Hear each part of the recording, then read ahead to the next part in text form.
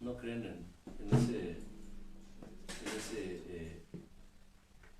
ministerio, aunque haya quienes lo menosprecian y muchos que lo desprecian, pero está escrito. Así que inclina tu cerviz, inclina tu corazón, tu rostro, y dale gracias a Dios por lo que Él ha hecho en tu vida y aún por lo que no ha hecho. Porque debes saber que en su libro están escritas todas aquellas cosas que tú estás haciendo y aún las que no estás haciendo. Pero también está escrita tu historia, y en su historia, porque es su historia, está escrito que hasta aquí y hasta hoy Él te ha ayudado. Él no te ha dejado ni te ha desamparado. Y aun cuando muchas respuestas suyas han tardado, Él te está enseñando, te está conduciendo por senda de justicia por amor de su nombre. Te está enseñando a ser paciente, a esperar, siempre esperar, esperando en Él.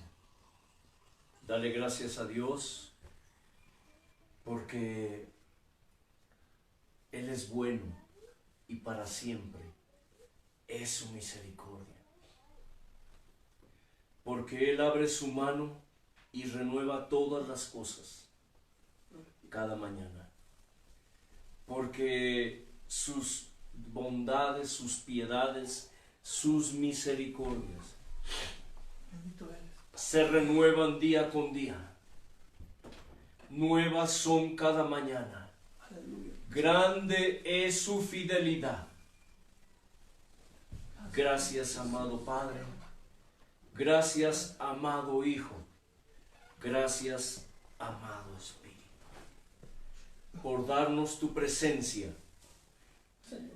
Porque tu presencia es la mejor y mayor garantía en nuestra vida que nosotros te podemos dar a ti, de que es garantía, seguridad de que estaremos en tus bodas. Amén, Padre. En aquel día. Así sea, Señor Jesús. Amado, amado mío. Mi amado Señor. Gracias. Amén. Amén, Padre. Gloria al Señor. ¿Qué leyó nuestro hermano Elliot? Dice, y asimismo gócense. ¿Y qué? Y regocíjense ustedes también conmigo. Pero puedo decirlo de esta forma: asimismo gócense y regocíjense ustedes con nosotros. ¿Sí? Porque recalcado dice, regocíjense en el Señor siempre. Amén. Otra vez digo, regocíjense. El Señor nos ha enseñado algo muy importante. En todo momento, en todo tiempo, en todo lugar, en toda circunstancia y en toda situación, debemos siempre ¿qué? Aferrarnos a Dios, aferrarnos a Él. No importa las circunstancias o las situaciones o lo que parezca o cómo te sientas o cómo piensas que están las cosas. Recuerda que hay cosas que a nosotros nos parecen malas, pero para Dios no lo son.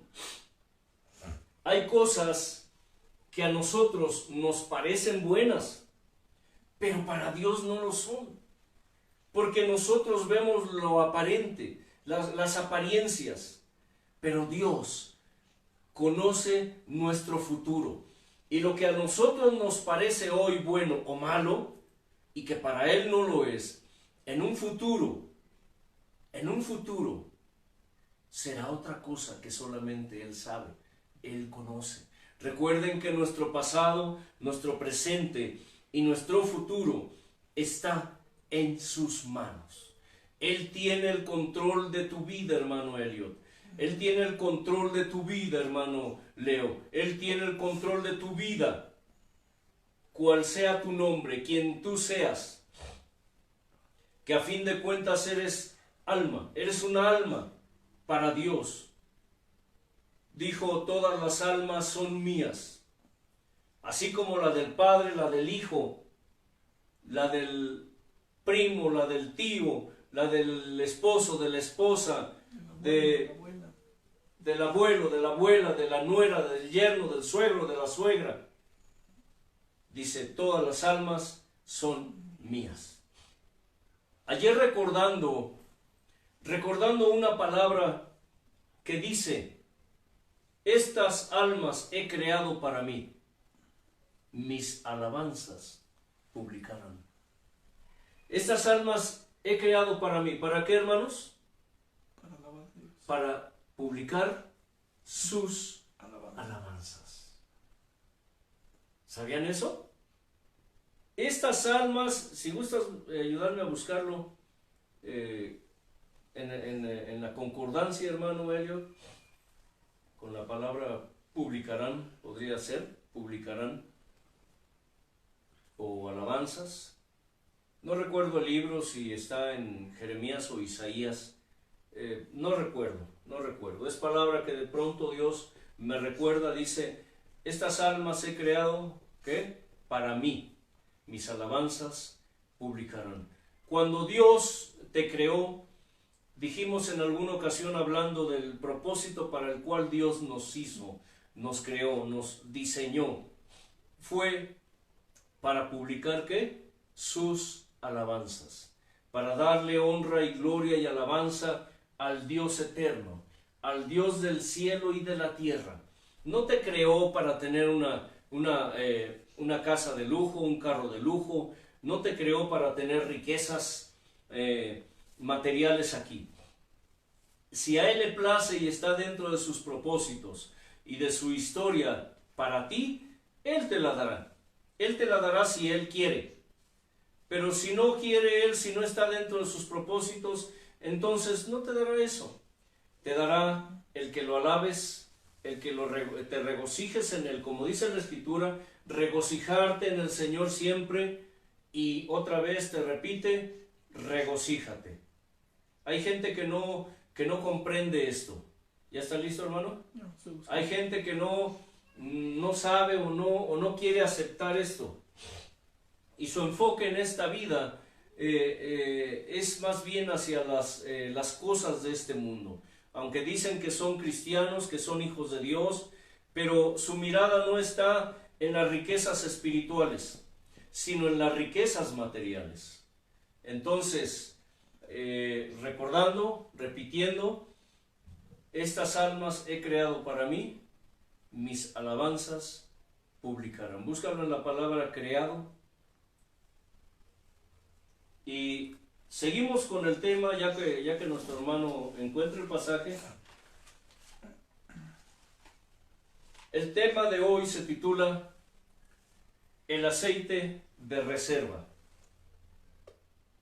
¿Cómo se titula? El aceite de reserva. Seguridad y garantía de que estaremos en sus bodas en aquel día. Este tema, les anticipo, va para largo.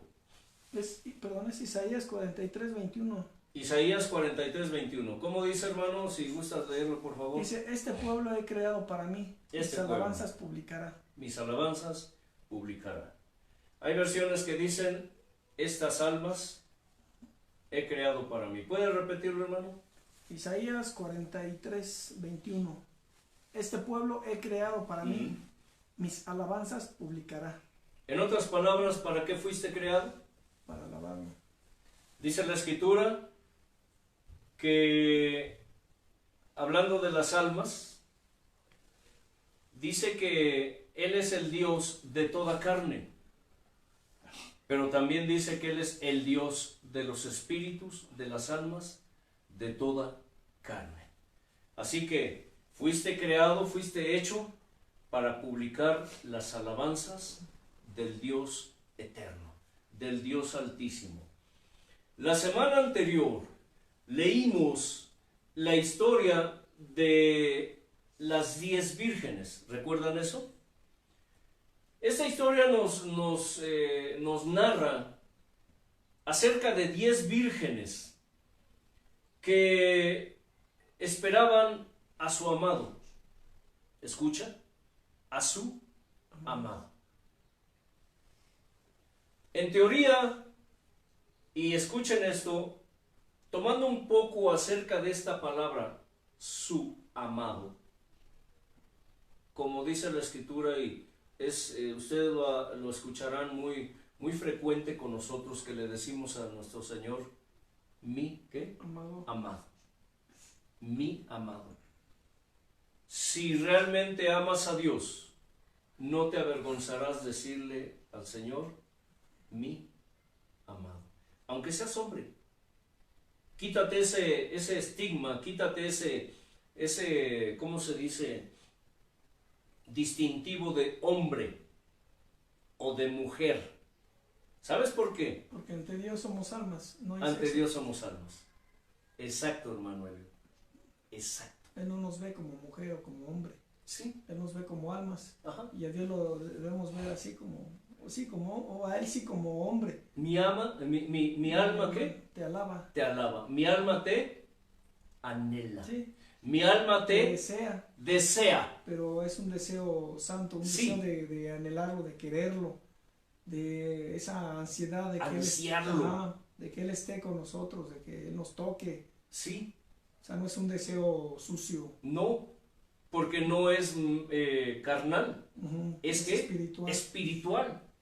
Así como tú le dices a tu pareja, te amo, o le dices a tus hijos o a tus padres, aquellas personas que son tus allegadas, les dices en algún momento determinado, te amo.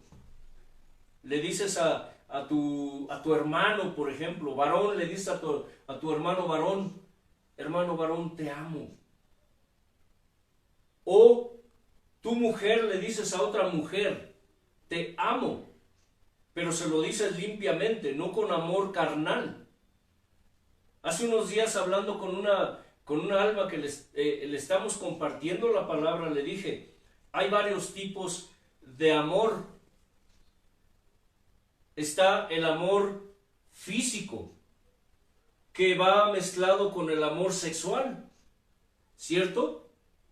Cuando un hombre ve a una mujer o una mujer ve a un hombre y siente que lo desea, y de pronto el flechazo, dicen, y se enamoran. Pero dentro de ese amor hay una dosis pequeña o grande de atracción física, atracción sexual. Hay un tipo de amor que le llaman filial. Es decir, le decía a esta joven, ese amor que se siente entre parientes. El amor que no puedes tú sentir hacia tu esposa o hacia tu esposo. Solamente lo puedes sentir hacia aquellos que son de tu misma sangre. Puede ser tu hermano, tu padre, tu madre, tu hijo, tu primo. Se le llama amor filial. Filis, filial, de sangre. Pero está el amor ágape, el amor que se puede demostrar entre hermanos en Cristo. Es el amor ágape que Dios nos muestra a nosotros. Es un amor limpio, puro, sincero. No tiene nada que ver con lo físico ni con lo sexual. ¿Me estoy explicando? Entonces, ¿qué tipo o qué clase de amor tú estás sintiendo hacia los que te rodean, sean sangre o no. Ahora, Dios, les dije, nos enseña a través de esta historia algo muy interesante. Dice que ellos esperaban a su amado. En teoría, las 10 vírgenes, ¿me escuchan? Amaban a su esposo, a ese varón con el que se desposaron. Déjenme decirles algún detalle muy importante, quiero aclararlo. ¿Por qué es importante? Hay veces que no entendemos ciertas expresiones de la Escritura porque no conocemos las costumbres, la cultura y las tradiciones del tiempo en que fueron dichas. ¿Me explico? Por ejemplo, el caso de las 10 vírgenes, que dice que tardándose el esposo, pero también dice que el esposo cuando regresó, entró para celebrar las bodas. Carambas, explícame eso, hermano Elliot. Si ya eran casados, ¿por qué celebrar bodas? Ahora, recuerdan que en el caso de José y de María, dice que María estaba desposada ya con José antes de estar casados. Les explico algo. Según las costumbres antiguas, cuando una pareja se comprometía, el compromiso era algo parecido a el ya estar casados, pero todavía no se consumaba la, ¿qué? Unión. Todavía no se consumaba la unión porque tenían que pasar ciertos rituales, ciertas costumbres, ciertas tradiciones, cierto tiempo, para que después se celebraban las bodas y se consumaba la unión. Pero mientras, cuando dice estando desposada, significaba que ante la sociedad era una mujer casada. Ella era una mujer que ya le pertenecía a un hombre. Por decirlo de esta manera. ¿Sí me estoy explicando? Ya tenía dueño. Ya tenía dueño, él ya tenía dueña. Ya no podía ni tocar, ni andar con otra, ni fijarse en otra. Por eso es que dice que cuando José se enteró que María estaba embarazada, intentó dejarla en secreto para no infamarla, porque José sabía que ese embarazo significaba ¿qué? Sí. Adulterio. Y la mujer adúltera tenía que ser apedreada hasta morir. ¿Se dan cuenta cómo hay una explicación razonable, por decirlo de esta manera, a ciertas expresiones de la Escritura? Ahora, volviendo al punto. En teoría, las 10 vírgenes estaban enamoradas de su esposo. Estaban esperando el día en que el esposo llegara para consumar las bodas, para consumar la unión. Pero es interesante notar cómo 5 vírgenes estaban preparadas, porque esas 5 vírgenes estaban anhelando, fíjese bien, vivían cada día de su vida anhelando, deseando, ansiando la llegada de su esposo, de su amado. Hoy en día, la pregunta es ¿cuántas iglesias, por así decirlo? Porque las 10 vírgenes, en teoría, como tipo y figura que narra la Escritura, hoy podríamos llamarlas, ¿qué? Iglesias. Iglesias. Aunque Dios prefiere llamarlas mi pueblo. Pero en fin, Es una forma de expresarlo para poder explicarlo. ¿Cuántas iglesias hoy están anhelando y deseando, ansiando que el amado venga? Aunque déjenme explicarles algo. Muchas veces no sabemos ni lo que pedimos. Porque conforme a la palabra de Dios, conforme a las señales que fueron y están escritas, la iglesia en la actualidad no está preparada. El pueblo de Dios hoy no está preparado para la venida de Jesús. Lo que se llama arrebatamiento, rapto, como tú lo quieras llamar. El pueblo de Dios hoy no está preparado para recibir al que en teoría es su amado. Pero bueno, 5 estaban ansiando, anhelantes, siempre preparándose. Imagínense una escena para ti que pasaste ya por este proceso, cuando te estabas preparando para casarte. El varón ansioso, anhelante, ¿cierto? Preparándose para el gran día. La mujer preparándose, preparando todo, viviendo cada momento, cada instante de su vida, cada día, esperando que llegara ese día en que juntos, junto con su amado, junto con su amada, caminarían hacia el altar para darse y jurarse amor eterno, darse el sí. ¿Me estoy explicando? Estas 5 vírgenes vivían así, ansiando y anhelando, preparándose, dice, preparándose. Escucha bien esa palabra, preparándose para la llegada de su amado. Pero 5 de ellas, ¿qué dice hermano Elliot? No estaban preparadas. No se estaban preparando. No. Como hoy sucede con muchas iglesias en el pueblo de Dios, que no se están preparando para cuando el Señor venga a pedirnos cuentas.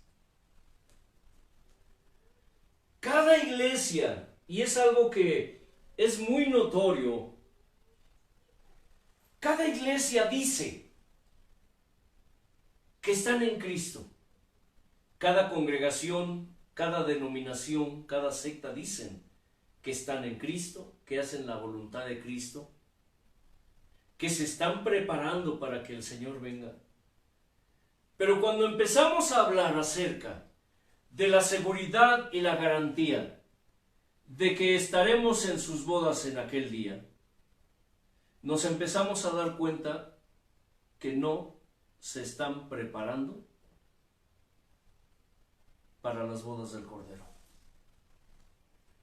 La mayoría de iglesias hoy son como esas 5 vírgenes insensatas. Tienen aceite, tienen la lámpara, pero no tienen aceite, ¿qué? De reserva. Porque si ustedes observan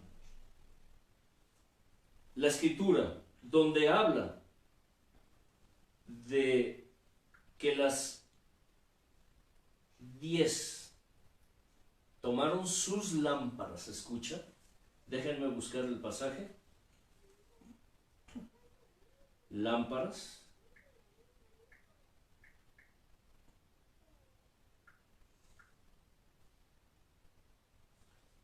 permítanme, es un poco a veces complicado y un poco tardado, pero aquí podemos entender del por qué estas expresiones. Lámpara.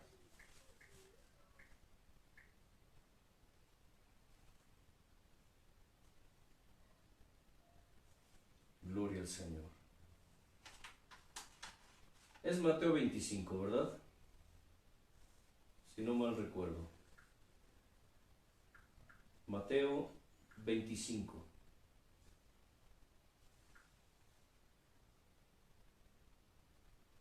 Busca Mateo 25. Aquí está. Dice que las insensatas, al igual que las prudentes, tomaron sus ¿qué? Sus lámparas. Pero las insensatas no tomaron consigo aceite. Y las sensatas, las prudentes, tomaron en sus vasijas aceite junto con sus lámparas. Es decir, tomaron aceite ¿de qué? De reserva. Tomaron aceite de reserva. Básicamente, ese aceite de reserva, en esencia, es la seguridad y la garantía de que estaremos en sus bodas en aquel día. ¿Qué significa el aceite de reserva? ¿O qué significa básicamente el aceite en la palabra de Dios? Sabemos que en la Escritura el aceite es un símbolo del Espíritu Santo, al igual que el fuego. ¿Recuerdan que está escrito que Dios es fuego consumidor? Vemos un simbolismo muy marcado en todo lo que explica el Señor amado en este pasaje de las 10 vírgenes. La lámpara, dice la Escritura, en el Salmo 119, verso 101, dice que lámpara es a mis pies tu palabra. Lámpara es a mis pies tu palabra y lumbrera a mi camino. Hablando del espíritu del hombre, dice la Escritura que el espíritu del hombre es lámpara de Dios para escudriñar lo más profundo del hombre. ¿Escucha? La palabra lámpara se usa con varios significados o se aplica en varios casos diferentes, pero básicamente la palabra lámpara se refiere a la palabra de Dios.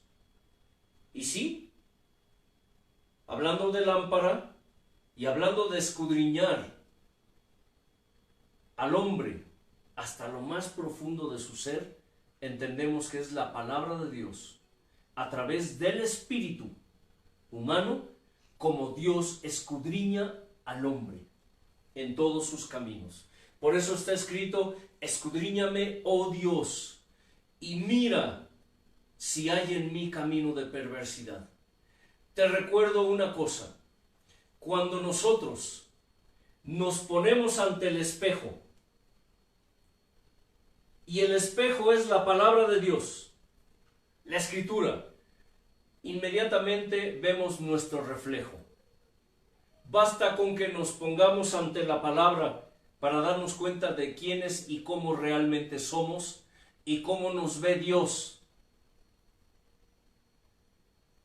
Por si tú no lo sabes, si Dios no nos ha consumido, si Dios no nos ha quitado la vida, si vivimos, si existimos, es porque Dios nos mira a través de la obra redentora de Cristo.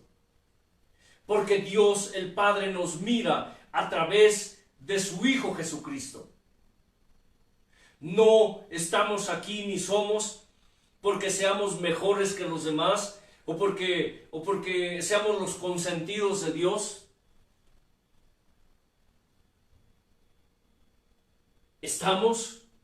Somos por la gracia, por la misericordia divina, porque el Padre no nos mira directamente, porque si nos mirara directamente, el Padre ya nos hubiera consumido. Pero el Padre nos mira a través de su Hijo Jesucristo, a través de la obra redentora de su Hijo amado Jesucristo, y a través de la obra del Espíritu Santo en nuestra vida. ¿Cómo es que la presencia del Espíritu Santo está en nosotros si Dios no puede tolerar el pecado? Si Dios no tolera, no soporta, si Dios aborrece y abomina el pecado. Porque carne y sangre no pueden heredar el reino de Dios. Sin embargo, Dios nos tolera, porque Él nos mira a través de la obra y la persona de su amado Hijo Jesucristo. La lámpara entonces, lámpara es a mis pies tu palabra y lumbrera a mi camino.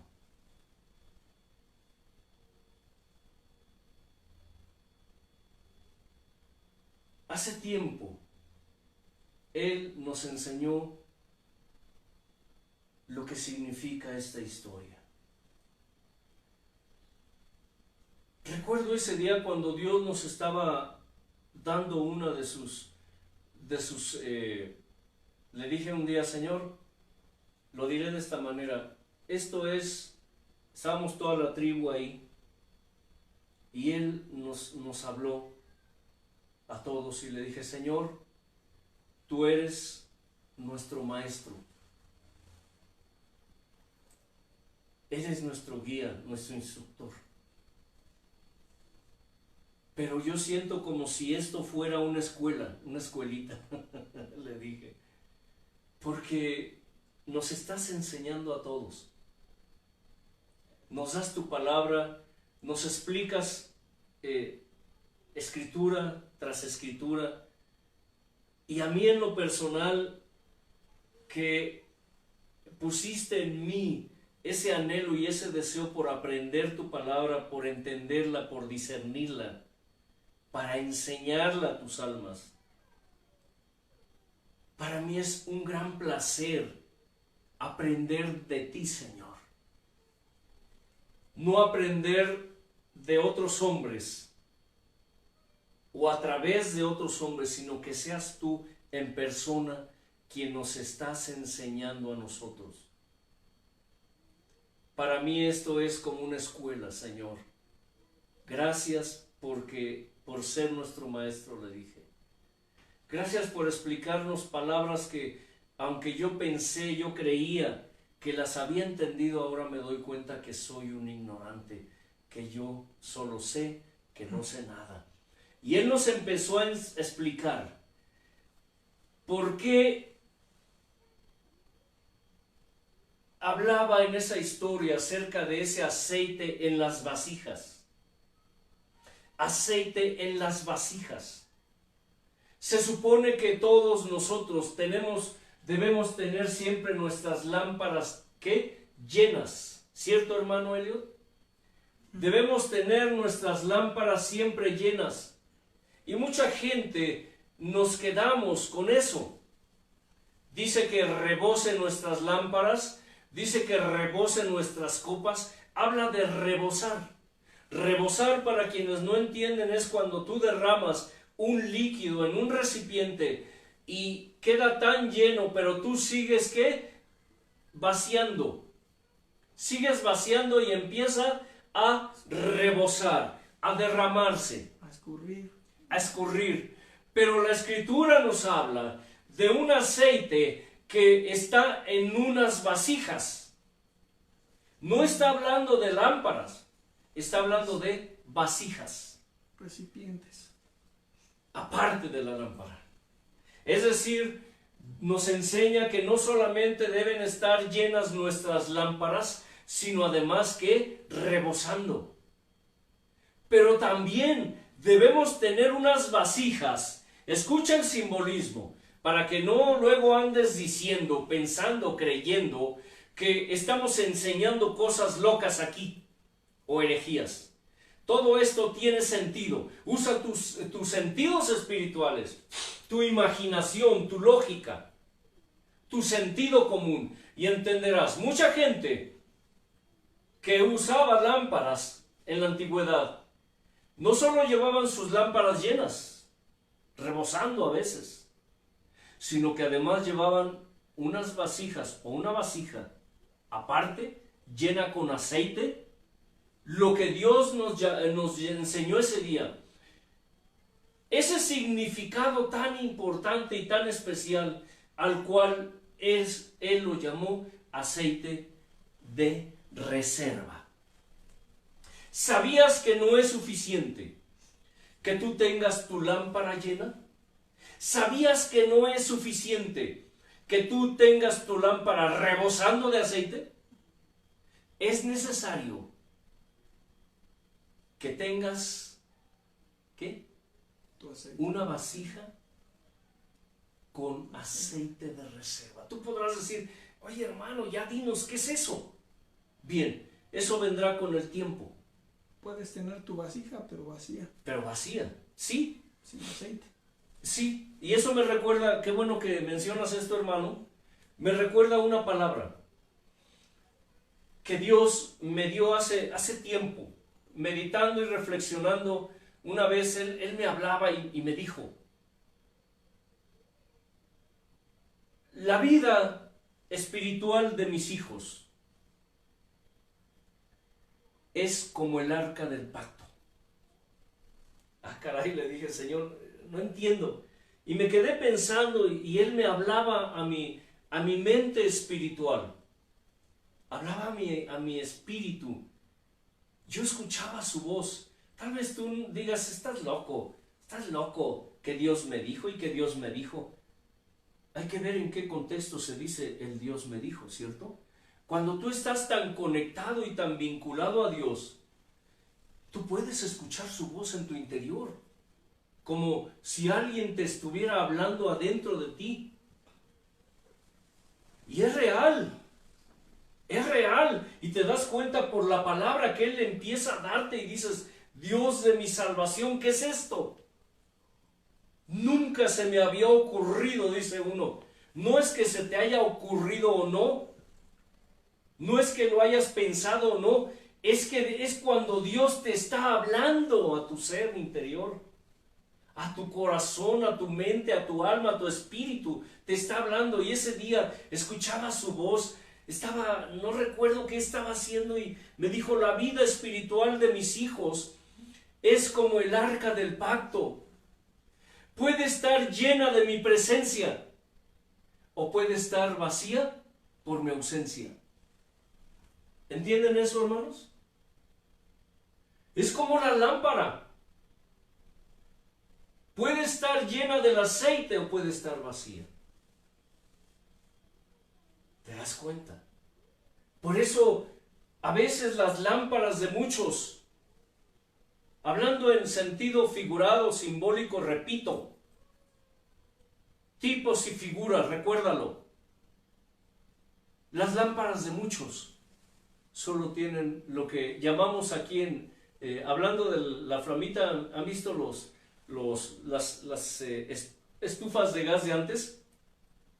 Que tienen una flamita en medio que le llaman ¿qué? Piloto, con la que se prenden las parrillas, los quemadores. Las lámparas de muchos ya no tienen un fuego consumidor, tienen un pilotito. Una flamita como un cerillo. ¿Sí me estoy explicando? Porque la vida espiritual de los hijos de Dios solamente puede estar de una de dos formas. Pero dijo mi amado ese día, son como mi arca del pacto. Pueden estar llenas con mi presencia o pueden estar vacías por mi ausencia. Cuando los hebreos salieron a pelear, los israelitas salieron a pelear contra los filisteos, Y los sacerdotes, hijos de Elí, sacerdotes impíos, escucha, sacerdotes ¿qué? Impíos, malignos, hijos del sacerdote Elí, corrieron por el arca del pacto que estaba bajo su responsabilidad, porque habían estado perdiendo las batallas. Habían estado perdiendo batalla tras batalla contra los filisteos. A pesar de que numéricamente eran más fuertes y poderosos que los filisteos, los israelitas, perdían. Y ellos clamaron y dijeron: vamos por el arca, porque el arca tiene la presencia de Dios. Con ella venceremos a los filisteos. El pueblo, un pueblo pecador, como hoy la iglesia, el pueblo de Dios, vive en pecado, sumido en la inmundicia, en la impiedad, buscando sus propios afanes, sus propios placeres, ajenos a la vida divina, aunque digan que viven en Cristo. Solo es apariencia. Por eso el pueblo de Dios hoy vive de derrota en derrota. Por eso el pueblo de Dios hoy vive solamente lamentándose de su situación, buscando para sus propios fines y propósitos, no los de Dios. El pueblo creyó que la presencia de Dios estaba en el arca. Sin embargo, vemos en la historia cómo el pueblo filisteo no solamente los derrotaron a los israelitas, sino que además robaron el arca, se la llevaron, y el pueblo regresó derrotado, llorando, no solo por la derrota, sino porque el arca del pacto, donde ellos creían que la presencia de Dios estaba, había sido robada. Ellos se sintieron despojados de la presencia de Dios. La vida espiritual de los hijos de Dios solamente puede estar de una de dos maneras: o están llenos de la presencia de Dios, o están vacíos por su ausencia. Sigue la historia y dice que Dios intervino de manera personal, hiriendo al pueblo filisteo con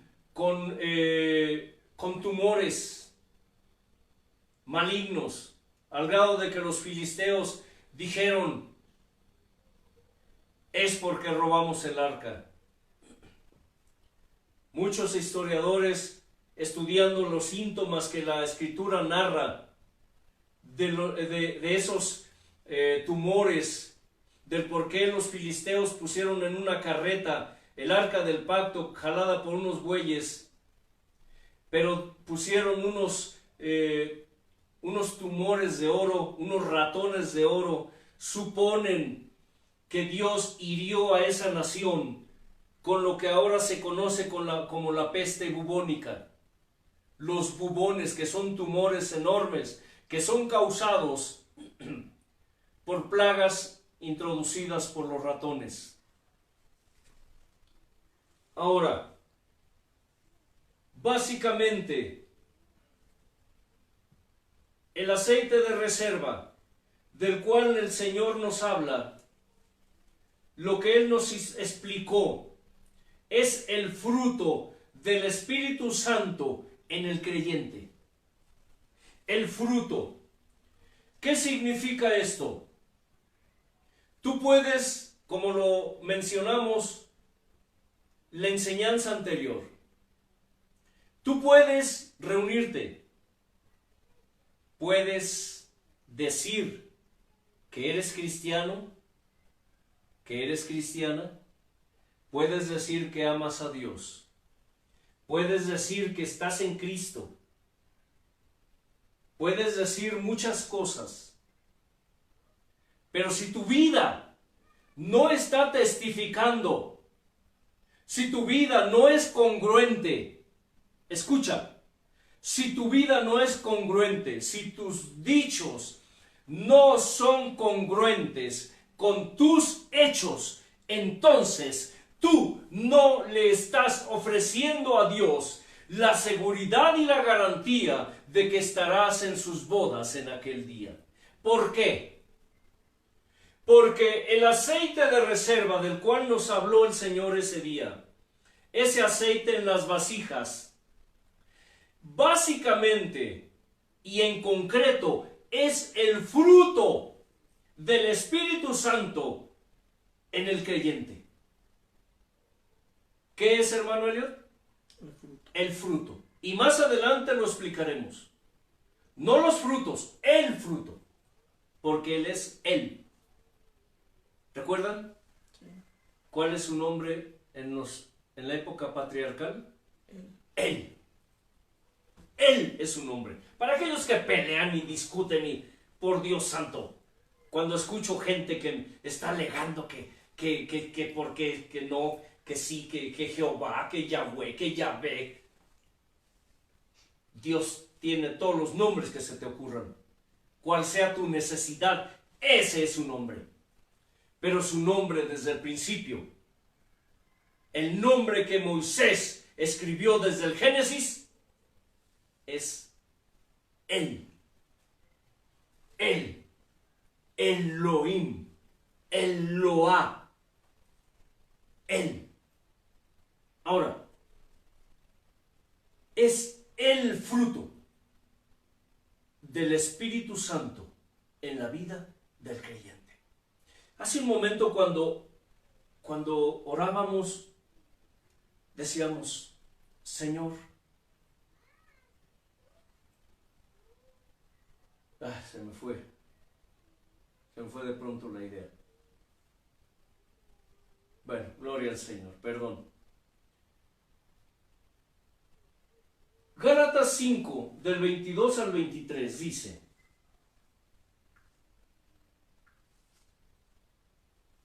(22 al 23). Dice así: mas el fruto, dice, mas el fruto del Espíritu es ¿qué? Amor, gozo, paz, paciencia, benignidad, bondad, fe, mansedumbre, templanza. Y podríamos añadir aquí muchas otras cosas más que no están en este pasaje, pero están en la Escritura. ¿Qué? Firmeza, certeza, convicción, ¿qué? Conformidad.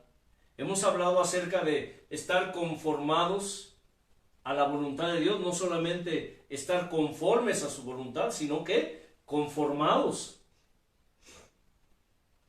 Tener ¿qué? Estabilidad, tener permanencia en la salvación, les dijimos, permanencia, ser ¿qué? Perseverantes, es decir, tener ¿qué? Perseverancia, ser constante, es decir, tener constancia. Todo está ligado.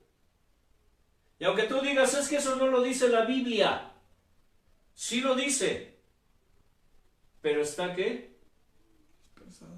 Disperso ahí en la Escritura. Certeza, firmeza, convicción, permanencia, estabilidad, perseverancia, constancia, conformidad. Es parte del fruto del Espíritu Santo en la vida del creyente. La presencia del Espíritu Santo. Efesios 5, del 8 al 10. Dice así. Efesios 5, del 8 al 10.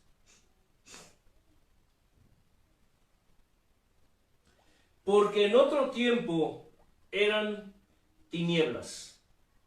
¿Qué éramos en otro tiempo? Tinieblas. Mucha gente que sigue en tinieblas. Están ahí, pero no están ahí. Se congregan, van cada semana, 1, 2, 3 veces a la reunión. Siempre están ahí. Pero siguen viviendo en tinieblas. Porque sus dichos no van de acuerdo, no son congruentes con sus hechos. Y escucha, parte de la garantía o de la seguridad y garantía de que tú estarás en las bodas del Cordero en aquel día es la congruencia de tus dichos con tus hechos. Y no importa quién seas o quién crees que eres, porque mucha gente dice que es o se creen que son. Es que yo soy, y se aplican el título del yo soy. Es que yo soy el apóstol. Oh, qué grandeza. Es que yo soy el pastor. Es que yo soy el profeta. ¿Han escuchado gente así? Desagradables, repugnantes, repulsivos, cuando los escuchas. O bueno, si tú eres su fan, si tú eres su prosélito, su seguidor, pues te regocijas, porque cuando dicen, es que yo soy el profeta, tú gritas, amén, hermano, aleluya, gloria a Dios. Y ahí estás diciendo amén y aleluya y gloria a Dios a toda la sarta de estupideces y de porquerías que salen por la boca de ese impío o de esa impía, porque ahora ya la moda es que también las mujeres se aplican títulos que no fueron dados por Dios. Entonces, yo soy el profeta, yo soy el maestro, yo soy el apóstol, yo soy el evangelista, yo soy el maestro. Y alzan el pescuezo con orgullo y altivez. Es que yo soy. Yo soy. Impíos, inmundos, que han olvidado voluntariamente que aquí el único yo soy es el gran yo soy. ¿Qué? El gran yo soy. Yo soy. Él es el gran yo soy. Nosotros solamente somos vasos, vasijas, herramientas, copas, lámparas, solamente eso. Porque el Señor dijo que debemos ser luz, debemos ser lámparas en medio de esta generación adúltera y perversa. Pero hoy la moda es el yo soy. Yo soy. Aleluya. Dice, porque en otro tiempo eran tinieblas, mas ahora son luz en el Señor. Anden como hijos de luz. Es decir, dale a Dios la seguridad y la garantía de que estarás en sus bodas en aquel día. Porque el fruto del Espíritu es en toda bondad, justicia y ¿qué? Y verdad. En toda bondad, justicia y verdad, comprobando lo que es agradable al Señor. Y más adelante nos enseña acerca de cuál debe ser en parte la conducta de un verdadero hijo de Dios. Aquí nos habla acerca de la congruencia, del acuerdo que hay entre tus dichos y tus hechos.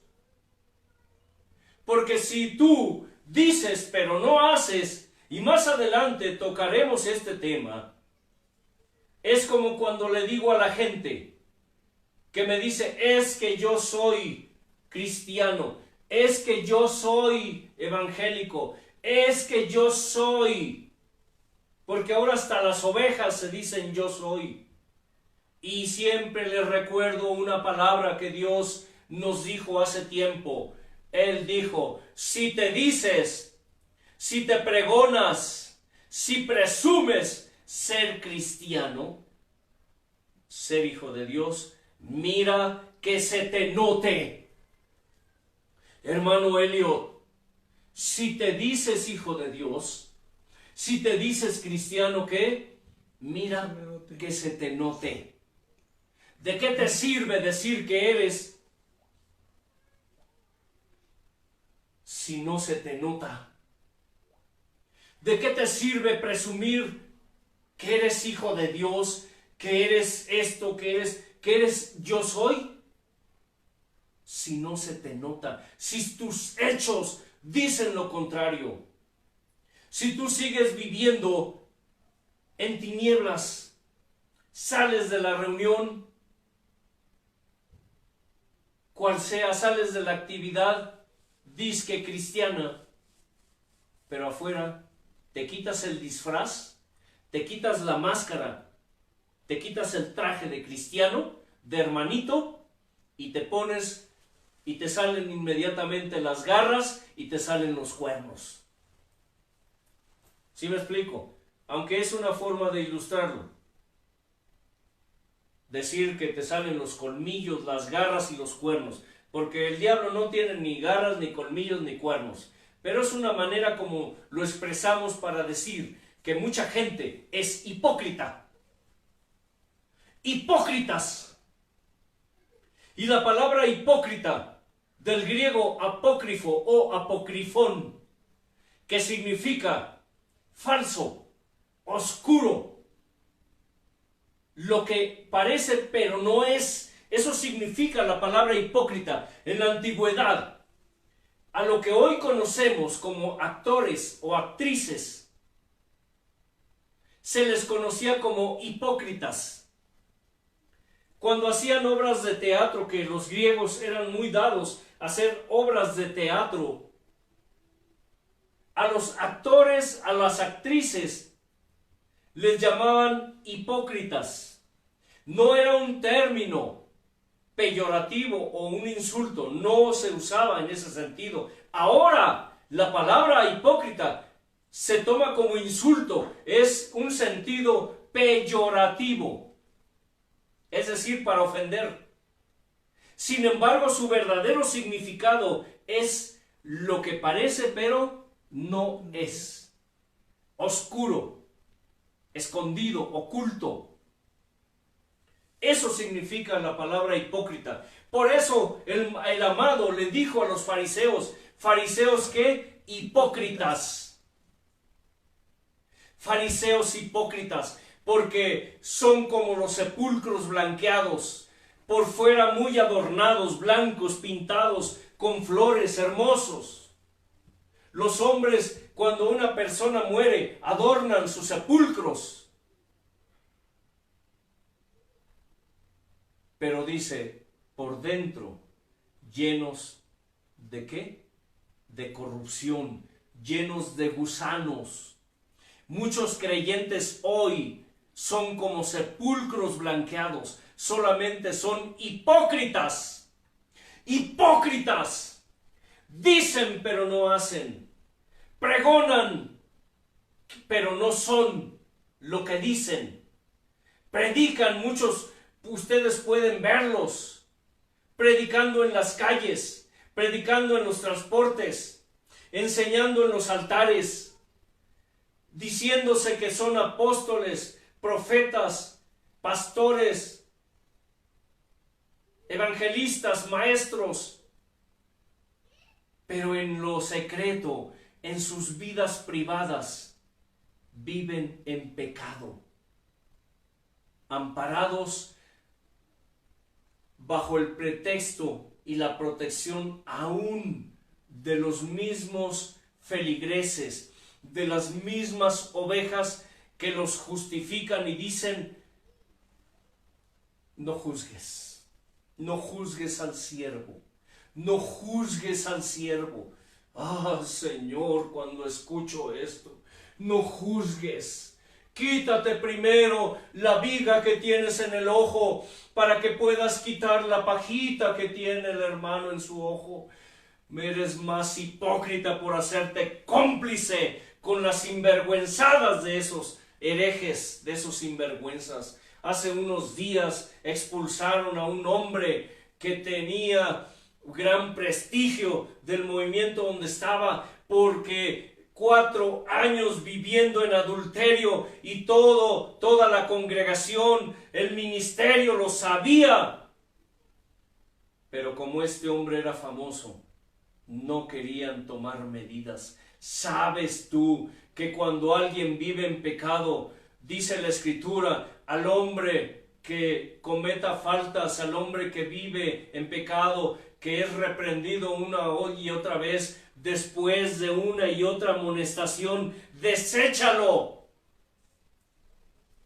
Pero hoy los ministros se amparan en su poder, en su influencia, en sus títulos, para seguir viviendo en pecado, seguir haciendo mercadería con la palabra de Dios, seguir contaminando el altar, seguir prostituyendo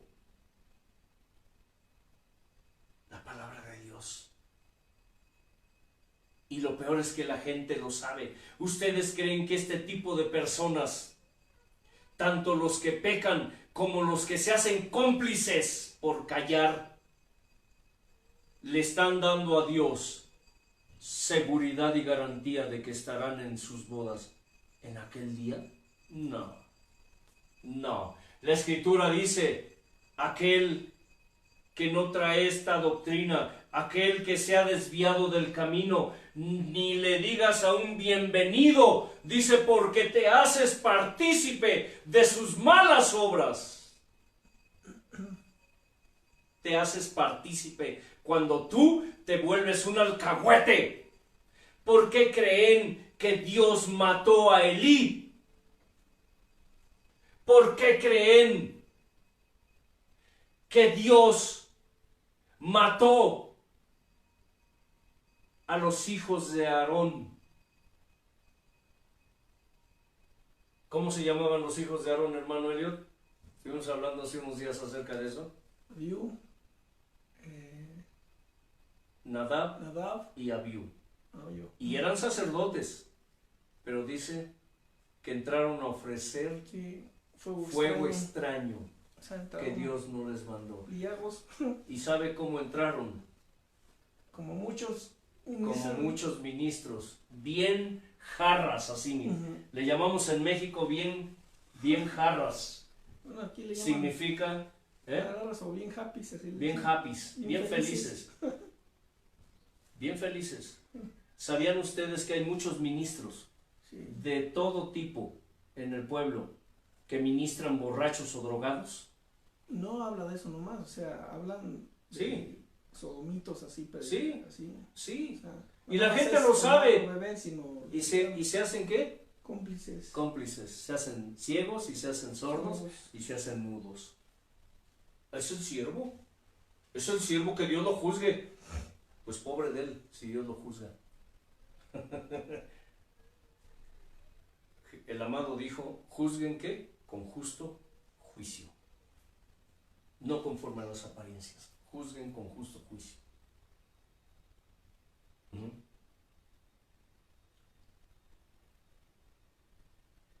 Es terrible tener que hablar de esto, pero se tiene que decir. Porque la situación en la cual vive hoy el pueblo de Dios es terrible. Dice en el 11, y no participen en las obras infructuosas de las tinieblas, sino más bien repréndanlas. Porque vergonzoso es aún hablar de lo que ellos hacen en secreto. Es terrible. Pero más terrible es que tú como oveja lo sabes y no haces nada. Porque es el siervo. Porque hay que lo juzgue Dios. A mí no me puso Dios para juzgar. Pues quiero decirte algo. Si Dios te quitó las vendas para que veas eso, es porque Dios te está diciendo que vayas y le digas, haz algo. ¿Sí? Haz algo. Si te escuchan, libraste tu cabeza. Pero si no, te haces cómplice y Dios también va sobre ti. Sí. esa sangre también está sobre tu cabeza, aunque digas que no. Aunque tú digas, no lo creas. Aunque digas, no, pues yo mejor ni digo nada, que sea Dios que lo juzgue. ¿Es hacerte qué? Alcahuete, partícipe.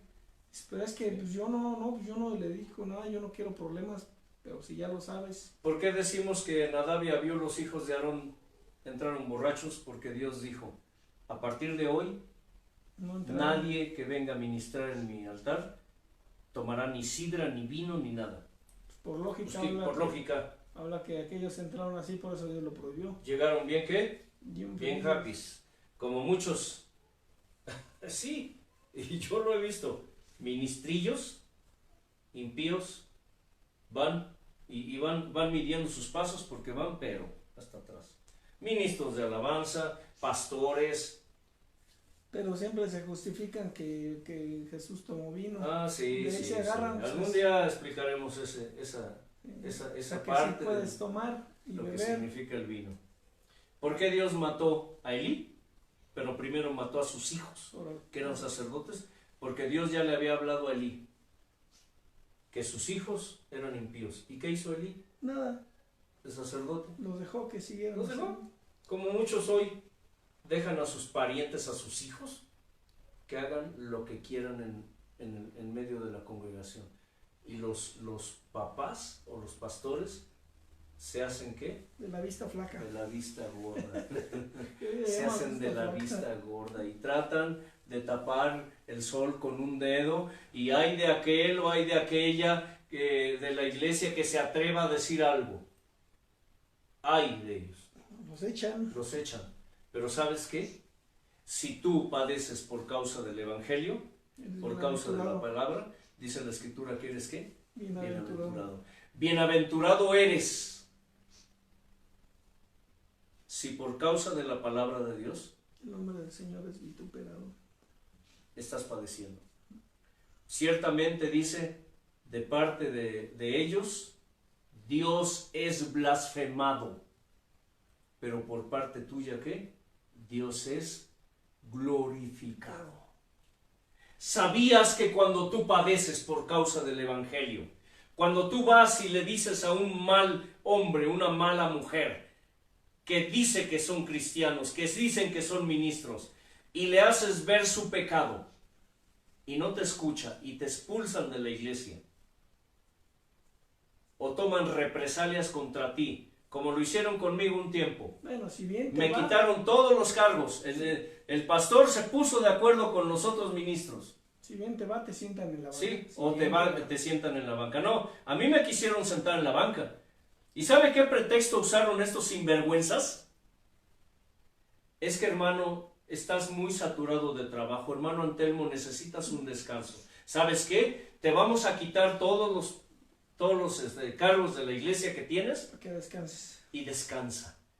Son unos hijos desobedientes, unos sinvergüenzas. Muchos ministros les quitan los cargos a todo aquel o a toda aquella que se atreva a levantar la voz contra las porquerías que están haciendo.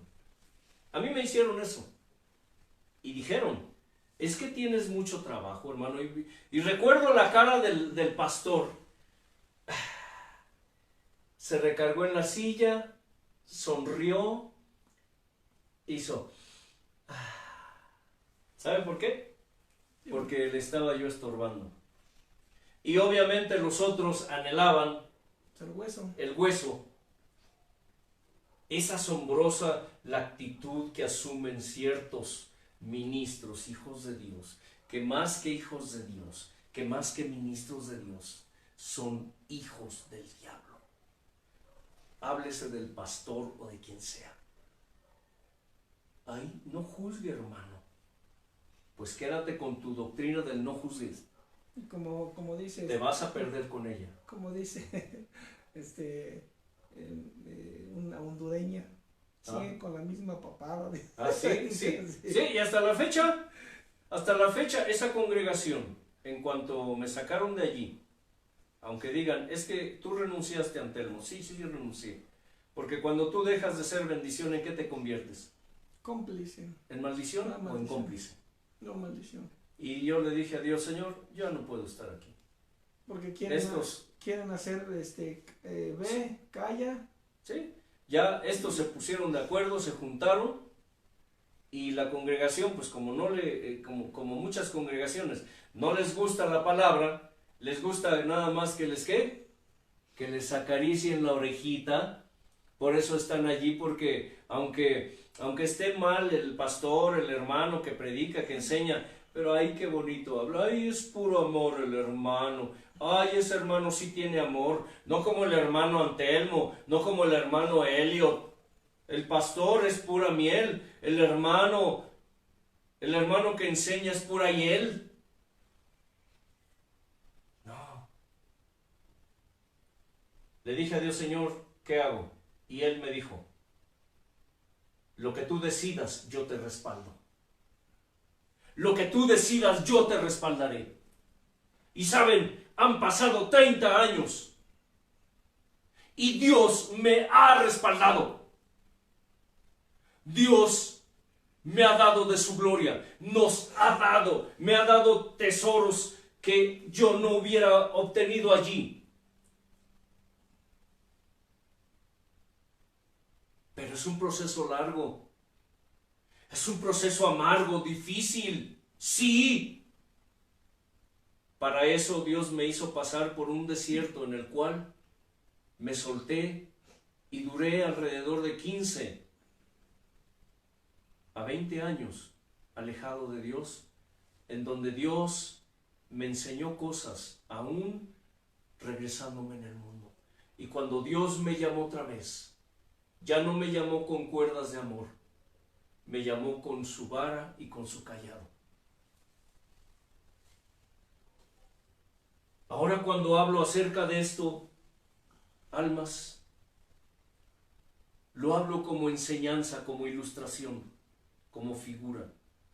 Si estás padeciendo por causa del Evangelio, allí en donde te reúnes, si esos ministros están corrompiendo y prostituyendo la palabra de Dios y contaminando el altar, y tú estás padeciendo por causa de eso, si te has convertido o te han convertido en el objetivo de su impiedad, de su inmundicia, entonces eres bienaventurado, porque ciertamente de parte de ellos Dios está siendo blasfemado, pero por causa tuya Dios está siendo glorificado.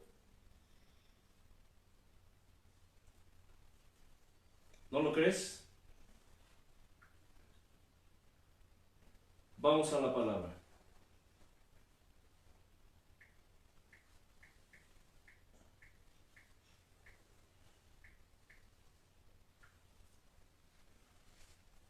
Dice así: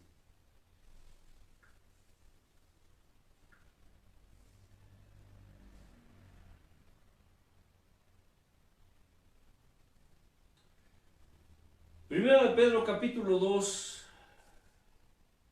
verso 19.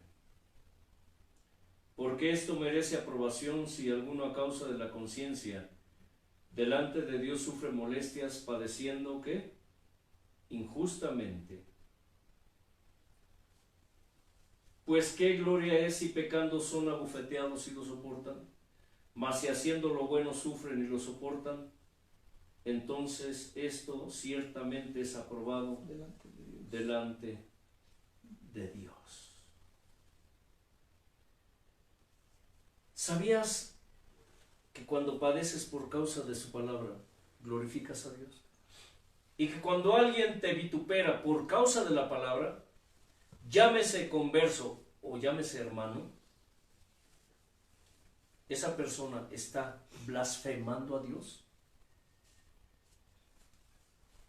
Déjenme buscarles ese pasaje específico. Blasfemando.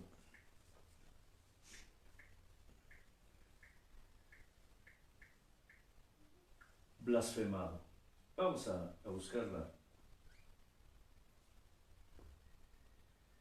Dice aquí en Primera de Pedro 4:4.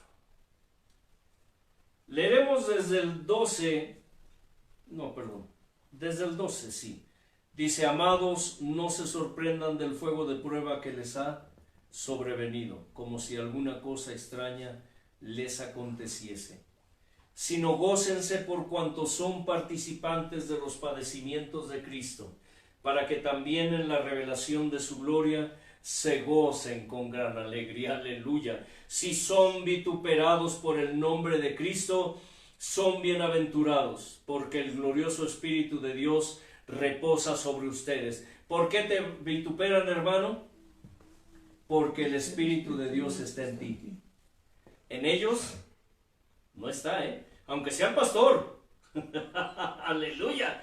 Tú puedes decir, ¿cómo? Sí. Pero si alguien te vitupera, incluido el ministro, te vitupera por causa de la palabra, del Evangelio, es porque el glorioso Espíritu de Dios está en ti. En ellos es como la Virgen. En ellos está la Virgen, pero sobre la vasija está vacía. ¿Sí? O sea, está la ausencia. No, pero sí. Recuerden que una casa no puede estar vacía.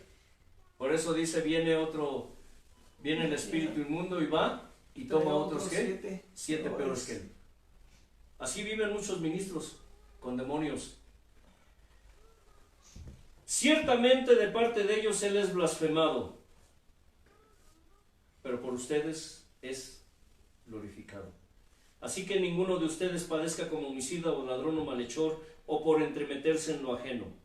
Pero si alguno padece como cristiano, no se avergüence, sino glorifique a Dios por ello, porque es tiempo de que el juicio comience por la casa de Dios. Y si primero comienza por nosotros, ¿cuál será el fin de aquellos que no obedecen al Evangelio de Dios? Y si el justo con dificultad se salva, ¿en dónde aparecerá el impío y el pecador? Si tú con dificultad te salvarás, hermana, hermano, ¿qué será de ese ministro, de ese hermanito, de esa hermanita, en quien la presencia de Dios ya no está? De modo que los que padecen según la voluntad de Dios encomienden sus almas al fiel Creador y hagan el bien. ¿Qué seguridad y garantía tú le estás entregando, le estás dando a Dios de que estarás en sus bodas en aquel día? Por eso decimos que el aceite de reserva es básicamente el fruto del Espíritu Santo en el creyente, ¿sí? Básicamente el aceite de reserva es la esencia de lo que significa la seguridad y la garantía de que estaremos en sus bodas en aquel día. Es decir, nuestra vida es en santidad. Es que la Escritura dice, entrar, estar y permanecer. Sí. Nuestra vida, ¿qué? En santidad. Es decir, en la práctica. Sí, ¿En qué? Permanentes en la práctica. En la práctica. No es lo que dices. Es la constancia. Es lo que se ve. Cuando llegaban y me decían, hermano, es que lo amamos. Es que lo amamos a usted también, hermano. Una sinvergüenza me dijo, hermano, es que nosotros conocemos a nuestro pastor, sabemos de lo que es capaz. Era una mujer que ministraba, Y dense cuenta hasta qué grado de desvergüenza llega la gente. Hermano, es que nosotros sabemos de lo que es capaz nuestro pastor, hermano. Ya lo conocemos. Pero, hermano, a usted también le amamos. ¿Sabe que en ese momento yo ya estaba casi alejándome? Ya estaba totalmente frío, resentido por lo que estaba viviendo, lo que estaba pasando, mi situación. Y ¿sabe que sentí ganas de darle un bofetón a la mujer? Y le dije, a mí no me vengas a hablar de amor, porque el amor no es algo que se dice, es algo que se ve. Así hay muchos del pueblo de Dios que hoy están alejados porque los hermanitos, las hermanitas hicieron escarnio, hicieron estragos, acabaron con ellos. Es que sabemos de lo que es capaz nuestro pastor, hermano, pero a usted también lo amamos. Pero primero todo lo que me decía hacía alusión a que, hermano, es que usted está mal. Usted la regó, usted se equivocó. No debió hacer eso. Pero es que conocemos a nuestro pastor, hermano. Ya sabemos cómo es. ¿Cuántos dicen en el pueblo de Dios? Es que ya sabemos cómo es el pastor. Ay, hermano Elliot, si ya conoces al hermano, ya sabes que de pronto, ay, gloria a Dios. Ora por él, hermano Elliot. Hermano Leo, oren por él. Oren por el siervo. Ustedes no juzguen, cállense. No digan nada. Él es el siervo. Escucha, ve y calla. Sí, cierra el hocico. Casi casi te dicen cierra el hocico. Tú no te metas en lo que no te importa. Dios mío, qué mal está el pueblo de Dios hoy. Qué mal está el pueblo de Dios hoy. Por eso está lleno. Por eso está lleno. De muchos que se dicen. Me dicen que es porque la gloria de Dios está allí. Ah, sí. Porque el poder de Dios es grande, pero pues está lleno por... Son clubes sociales. La mayoría son clubes sociales. Pero recuerden, la vida, lo que Dios, palabra de Dios, dijo. La vida de mis hijos solo puede estar de una de dos formas. O están llenos de mi presencia o están vacíos por mi ausencia, como mi arca. Recuerda, tu vida espiritual es como el arca del pacto. O está llena de su presencia o está vacía por su ausencia. Pero nada de medias tintas. Nada de medias tazas, como decimos aquí. Hermano Elliot. Padre, bendito es tu nombre, Dios eterno. Como en todas las cosas, agradecidos porque aprendimos algo nuevo, Padre, algo diferente. A veces leemos tu palabra y solamente la asimilamos tal y como está escrita, pero nos has enseñado que hay un fondo detrás, Señor eterno, hay una explicación espiritual detrás de ese pasaje o de ese versículo o de esa palabra que tú nos quieres enseñar, Padre. Es mucho lo que hay que aprender, Padre, para aquellos que dicen que ya no hay nada que enseñar ni nada que aprender. Tu palabra es grande y cada versículo de tu palabra, Señor eterno, significa algo grande, mi Dios eterno. Por eso la Escritura, y tú lo dices, que son cosas grandes y ocultas que el mundo no conoce. Pero queremos conocer esas cosas grandes y ocultas, mi Dios eterno, que tú tienes para el pueblo. Pero es necesario tener nuestras lámparas encendidas, prendidas al máximo, desbordando y tener la vasija llena de tu presencia, Dios eterno. A ti sea la honra y la gloria, bendito Padre. Amén. Amén.